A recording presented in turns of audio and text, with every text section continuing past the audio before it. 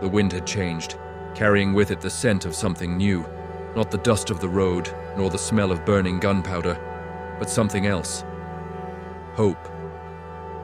For Maria Bonita, life in the Cangaço wasn't easy. It wasn't a game. It was war. It was survival. But there was something intoxicating about it. Something that made her blood surge with life. She was no longer just the daughter of a poor farmer. She was no longer just a woman of the backlands. She was Maria Bonita, the woman who would walk beside the most famous bandit in Brazil's history. But walking beside Lampião wasn't as simple as it seemed. It wasn't just about love or loyalty. It was about making a choice that would affect everything, her life, her future, her very soul. One day, as they sat around the fire in the cool of the evening, Lampião looked at her with his piercing eyes, that had seen more than any man should ever have to see.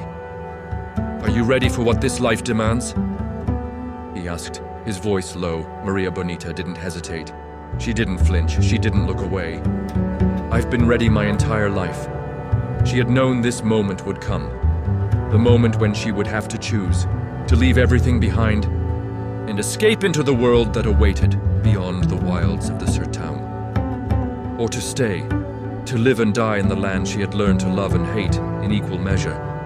But the choice was never truly hers to make. Not after the bullets started flying. Not after the blood began to spill. The first battle they fought together was fierce.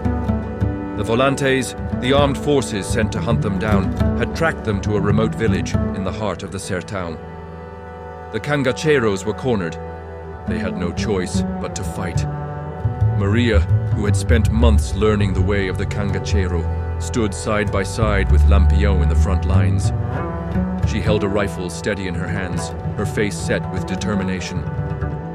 The men of the volante underestimated her. They thought she was just a woman, but in the heat of battle, she showed them just how wrong they were. She shot with precision.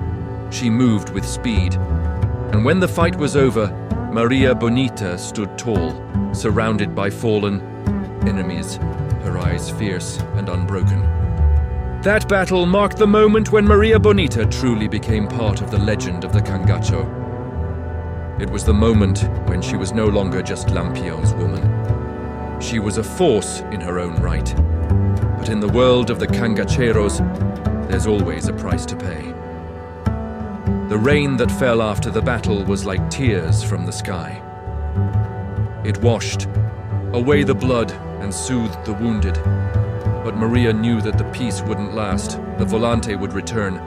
They always returned. Lampião knew it too. He pulled her close, wrapping his arm around her waist as they watched the storm roll over the horizon. "You're ready for this, Maria," he whispered. "But remember, the price of this life is higher than anything we could imagine." Maria didn't answer. She didn't need to. She already knew. The storm had come, and so had the storm within her.